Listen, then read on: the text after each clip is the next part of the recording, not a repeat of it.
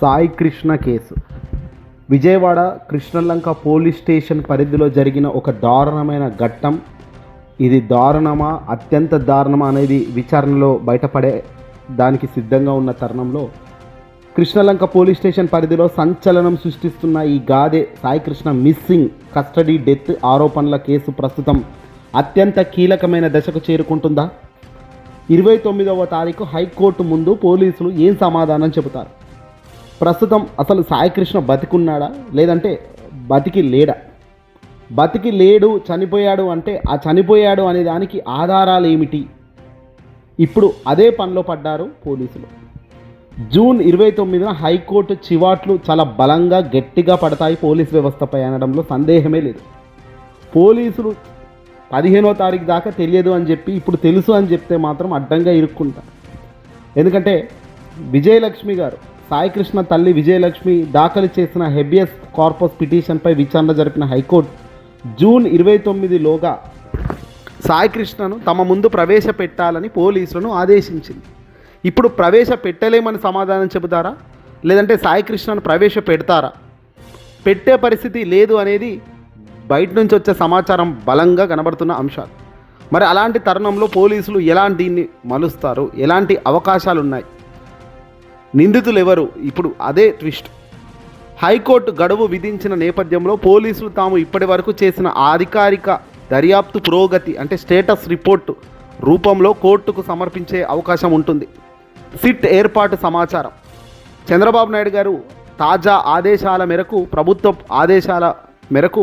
ఆంధ్రప్రదేశ్ ప్రభుత్వ ఆదేశాల మేరకు జూన్ 21వ తారీఖున ఐజీగా రవిప్రకాష్ నేతృత్వంలో 4 సభ్యులతో కూడిన స్పెషల్ ఇన్వెస్టిగేషన్ టీమును ఏర్పాటు చేశారు, సిట్ను. ఈ విషయాన్ని పోలీసులు కోర్టుకు అధికారికంగా చెప్తారు. ఆరోపణలు ఎదుర్కొంటున్న కృష్ణలంక సిఐ నాగరాజును ఇప్పటికే సస్పెండ్ చేస్తుండడంతో పాటు అతనిపై మర్డర్, అలాగే అక్రమ నిర్బంధం, సాక్ష్యాలు ధ్వంసం వంటి సెక్షన్ల కింద కేసులు నమోదు చేసినట్లు కూడా కోర్టు ముందుకు తీసుకెళ్తారు. సాయి కృష్ణను సజీవంగా ప్రవేశపెట్టలేని పక్షంలో కేసు విచారణను నిష్పక్షపాతంగా జరిపి నిజ నిజాలన్నీ తేల్చడానికి మరికొంత మాకు సమయం ఇవ్వండి అని స్పెషల్ ఇన్వెస్టిగేషన్ టీం అంటే ఈ సిట్ విచారణ పేరుతో కోర్టును కాస్త సమయం కోరే అవకాశం కూడా ఉంది. ఇక్కడ ప్రస్తుతం ఏసీపీ దైవప్రసాద్ బృందంతో పాటు కొత్తగా ఏర్పడిన సిట్ అధికారులు కృష్ణలంక పోలీస్ స్టేషన్ అలాగే టాస్క్ ఫోర్స్ విభాగాల్లో లోతుగా విచారణ జరుపుతున్నారట. శ్మశాన వాటికల్లో సాక్ష్యాల కోసం అంటే విజయవాడ కృష్ణలంకలోని స్వర్గపురి శ్మశాన వాటికల్లో పోలీసులు 2 రోజులుగా రికార్డులను తనిఖీలు చేస్తున్నారు. మే 24, మే 25వ తేదీల్లో దహనం చేసిన 4 అనాథ శవాల వివరాలను సేకరిస్తున్నారు. సాయి కృష్ణను లాకప్లోనే కొట్టి చంపేసి ఆ తర్వాత అనాథ శవంగా ఇక్కడ దహనం చేశారనే తల్లి ఆరోపణల నేపథ్యంలో ఇదే కోణంలో దర్యాప్తు తీవ్రతరం చేస్తున్నారు. సిబ్బంది స్టేట్మెంట్లను రికార్డ్ చేస్తున్నారు. కృష్ణలంక పిఎస్ సిబ్బందితో పాటు మార్కాపురం నుంచి సాయి కృష్ణను తీసుకొచ్చిన టాస్క్ ఫోర్స్ పోలీసులను ప్రశ్నిస్తున్నారు. దాదాపు 8 మందికి పైగా సిబ్బంది స్టేట్మెంట్లను కేంద్ర ప్రభుత్వ డిజిటల్ ఎవిడెన్స్ ప్లాట్ఫామ్ ఈ సాక్ష్య ద్వారా రికార్డ్ చేస్తున్నారు. ఐజీ నాగరాజును అరెస్టుకు ఇక రంగం సిద్ధం కూడా అవుతుంది. మాజీ సిఐ నాగరాజును అరెస్టు చేసేందుకు టాస్క్ ఫోర్స్ పోలీసులు ఇప్పటికే ప్రశ్నిస్తున్నారు. ఎప్పుడైనా సరే అతన్ని అధికారికంగా అరెస్టు చేసి కోర్టులో ప్రవేశపెట్టేందుకు కూడా సిద్ధం పడుతున్నారు. సాయి కృష్ణను మే 9న పోలీసులు కస్టడీలోకి తీసుకున్నారన్నది కుటుంబ సభ్యుల వాదన. అయితే సిఐ తనను బెదిరించాడని, ఫోటోకు దండ వేసి చచ్చిపోయాడనుకోమని తల్లి విజయలక్ష్మికి ఇచ్చిన ఫిర్యాదుతో ఈ కేసు ఏపీలో పెద్ద పొలిటికల్ టర్న్ తీసుకుంది. జూన్ 29న హైకోర్టు సమర్పించే నివేదికలో పోలీసులు సమర్పించే ఫోరెన్సిక్స్ డిజిటల్ ఆధారాలే ఈ కేసులో తదుపరి మలుపుకు కారణం కాబోతున్నాయి. ఇక్కడ సిఐ నాగరాజును తక్షణం అదుపులోకి తీసుకొని విచారణ చేస్తే అన్ని అంశాలు స్పీడ్గా బయటకు రావా? పోలీస్ స్టేషన్ సిబ్బందిని ఒక్క రోజులో గట్టిగా విచారణ చేస్తే అసలు వాట్ ఎవర్ హ్యాపెన్ ఇన్సైడ్ అనేది బయటకు రాదా? ఇక్కడ సాయి కృష్ణ కేసులో మీరు వ్యక్తం చేస్తున్న ఆందోళన చాలా కరెక్ట్ అయినప్పటికీ ఒక వ్యక్తి కస్టడీలో ఉన్నప్పుడు అదృశ్యం కావడం, ఆపై మరణించాడనే ఆరోపణలు రావడం అత్యంత తీవ్రమైన అంశం. చట్టపరంగా ఒక పోలీస్ అధికారిని అరెస్ట్ చేయాలన్నా, కేసు పెట్టాలన్నా కొన్ని నిర్దిష్టమైన ప్రక్రియలు పాటించాల్సిన పరిస్థితి ఉంటుంది. పోలీసులు ఎందుకు తక్షణమే అరెస్టు చేయలేకపోతున్నారు? చట్టపరమైన పరిమితుల వల్లేనా అంటే అవును. కోర్టు నిబంధనలు. ఇక్కడ సుప్రీంకోర్టు మార్గదర్శకాల ప్రకారం ఒక పోలీస్ అధికారిపై కేసు నమోదైనంత మాత్రాన వెంటనే అరెస్టు చేయకూడదు. సరైన ఆధారాలు సేకరించిన తర్వాతే అరెస్టు చేయాలి, లేదంటే కోర్టులో బెయిల్ వచ్చే అవకాశం ఉంటుంది. నాగరాజును అరెస్టు చేసిన తర్వాత సాక్ష్యాలు లేవు అని కోర్టుల్లో వాదిస్తే కేసు విరిగిపోయే ప్రమాదం ఉంటుంది. అందుకే ఆయన్ను అరెస్టు చేసే కంటే ముందే ఆయనకు వ్యతిరేకంగా బలమైన డిజిటల్ ఫోరెన్సిక్ ఆధారాలను సిద్ధం చేస్తుంది ప్రత్యేక ఇన్వెస్టిగేషన్ డిపార్ట్మెంట్. స్టేషన్ సిబ్బందిని ఒకే రోజు విచారించినా వారిచ్చే సమాచారం ఒకదానికొకటి విరుద్ధంగా ఉండవచ్చు. ఒకరి మాట మరొకరితో క్రాస్ చెక్ చేసి వాస్తవాలను నిర్ధారించడానికి కాస్త సమయం కూడా పట్టే అవకాశం ఉంటుంది. కానీ ఇక్కడ అందుకే లేట్ అవుతుంది.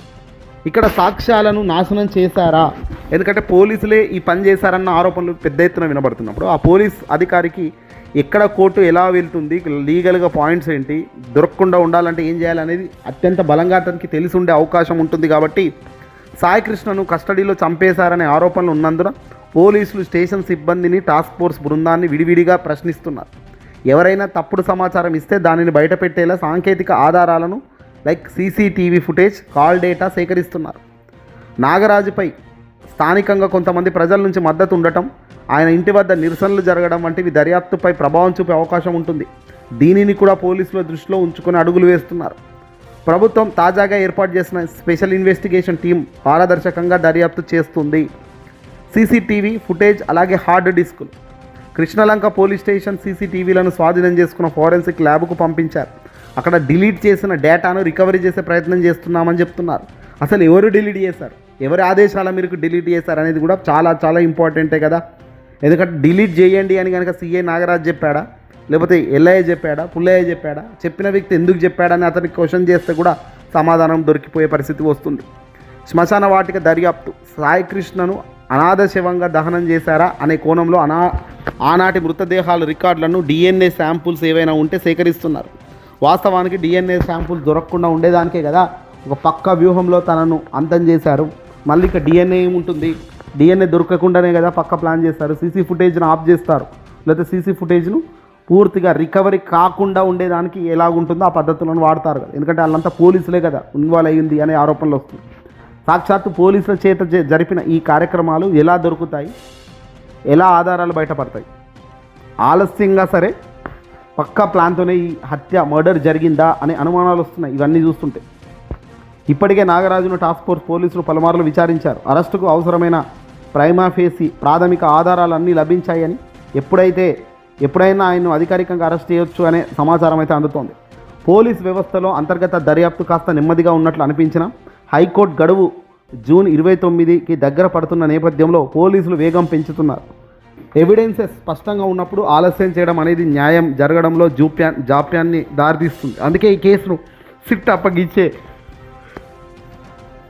బయటి అధికారులతో విచారణ చేస్తున్నారు. ఇక్కడ ఒకటి వాస్తవానికి ఏంటంటే ఆధారాలు ఉన్నాయా లేవా కాదు, అసలు ఆ మనిషి ఎటుపోయాడు. ఫస్ట్ పాయింట్, మనిషిని ఎవరు అరెస్ట్ చేశారు, ఎప్పుడు అరెస్ట్ చేశారు, అరెస్ట్ చేసిన ఆధారాలను ఫస్ట్ సేకరించాలి. అసలు ఇవన్నిటికీ మూల కారణం ఎవరు ఏంటి అనేది కూడా బయటకు రావాలి. అలా రాలేనప్పుడు నిజంగా ప్రభుత్వంపై చాలా పెద్ద ఎత్తున ప్రెషర్ కూడా ఉంటుంది. ఖచ్చితంగా స్వర్గపూరి శ్మశాన వాటిక రికార్డుల్లో కూడా క్లియర్గా టైమింగ్ తేడాలున్నాయంట. సాధారణంగా సాయంత్రం 6 గంటల తర్వాత స్వర్గపూరి శ్మశాన వాటికల్లో అంత్యక్రియలు అనేది అనుమతించరు. కానీ మొన్న మే 23వ తారీఖున రాత్రి 8 గంటల సమయంలో 2 అనాథ శవాలను అక్కడకు తీసుకొచ్చినట్లు రికార్డుల్లో ఉంది. ఆ రాత్రి వాటిని అక్కడే ఉంచి మరుసటి రోజు దహనం చేశారు. శ్మశాన వాటికల్లో విద్యుత్ దహన సంస్కారాలు నిర్వహించే భాష అనే ఉద్యోగితో పాటు కంప్యూటర్ ఆపరేటర్ మొబైల్ ఫోన్లను స్వాధీనం చేసుకున్నారు పోలీసులు. ఆయా తేదీల్లో వారు పోలీసుల నుంచి ఏమైనా కాల్స్ వచ్చాయా అనే కోణంలో లీగల్ డేటాను విశ్లేషిస్తున్నారు. కానీ పక్కా ఆధారాలన్నీ కూడా మాయం చేసే కార్యక్రమంలో భాగంగా తెలివిగా ఉన్న పోలీసులు ఈ పనులు చేస్తారా? కోర్టు ఆదేశాల ప్రకారం కృష్ణలంక పోలీస్ స్టేషన్లలో మే 1 నుంచి జూన్ 1 వరకు రికార్డైన అన్ని సీసీటీవీ ఫుటేజ్ల హార్డ్ డిస్కులు, సర్వర్లను సిట్ ఆధీనంలో తీసుకుంది. సాయి కృష్ణను స్టేషన్కు తీసుకొచ్చిన చెబుతున్న రోజుల నుంచి సీసీటీవీ కెమెరాలను వాంటెడ్గా ఆపేశారా లేదా ఫుటేజ్ని ఏమైనా డిలీట్ చేశారా అనేది తేల్చడానికి ఈ డిజిటల్ స్టోరేజ్ డివైజ్లను స్టేట్ ఫోరెన్సిక్ ల్యాబ్కు పంపించారు. సాయి కృష్ణ కనిపించకుండా పోయిన తర్వాత కూడా అతని ఫోన్ నుంచి కొన్ని కాల్స్ వెళ్ళాయని కుటుంబ సభ్యులు కోర్టుకు చెబుతున్నారు. సాయికృష్ణకు చెందిన 2 మొబైల్ నెంబర్లు కాల్ డేటా రికార్డులను సిడిఆర్ ఆయా సమయాల్లోని టవర్ లొకేషన్లను సిట్ సేకరించింది. సాయికృష్ణ మిస్సింగ్ అని చెబుతున్న సమయంలో ఆ ఫోన్ ఎవరి చేతిలో ఉంది, కృష్ణలంక పిఎస్ పరిధిలో ఆ సిగ్నల్స్ ఏమైనా కనబడుతున్నాయా, వీటికి సంబంధించిన location map city special investigation team చేతికి వచ్చినట్టు తెలుస్తుంది. సిట్ సభ్యుడైన వెస్ట్ గోదావరి ఎస్పీ అద్వానీ నయీం, కృష్ణలంక పిఎస్లో డ్యూటీలో ఉన్న 2 ఎస్ఐలు, స్టేషన్ రైటర్ సహా 11 మంది పోలీస్ సిబ్బందిని సుదీర్ఘంగా ఆయన ప్రశ్నించారు. ప్రశ్నల వర్షం కురిపించారు. మార్కాపురం నుంచి సాయికృష్ణను టాస్క్ ఫోర్స్ పోలీసులు పికప్ చేసుకొని విజయవాడకు తెచ్చిన మాట వాస్తవమేనని ప్రాథమిక విచారణలో తేలింది. అయితే స్టేషన్ రికార్డుల్లో దీనికి సంబంధించిన ఎంట్రీలను కావాలని దాచారా లేదా అనే అంశంపై సిబ్బంది ఇచ్చిన స్టేట్మెంట్లను కేంద్ర ప్రభుత్వ డిజిటల్ ఎవిడెన్స్ ప్లాట్ఫామ్ అయిన ఈ సాక్ష ద్వారా రికార్డు చేశారు. నిన్న అంటే జూన్ 22వ తారీఖున సిట్ అధికారులు నేరుగా కృష్ణలంకలోని సాయికృష్ణ నివాసానికి వెళ్ళి అతని తల్లి విజయలక్ష్మి మిగతా కుటుంబ సభ్యుల నుంచి పూర్తి స్థాయి అధికారిక వాంగ్మూలాలను రికార్డు చేసుకున్నారు. ప్రస్తుతం సస్పెండ్ అయిన సిఐ నాగరాజు నివాసం వద్ద పోలీస్ బందోబస్తు ఏర్పాటు చేసి ఆయన కదలికలపై నిఘాలు పెట్టారు.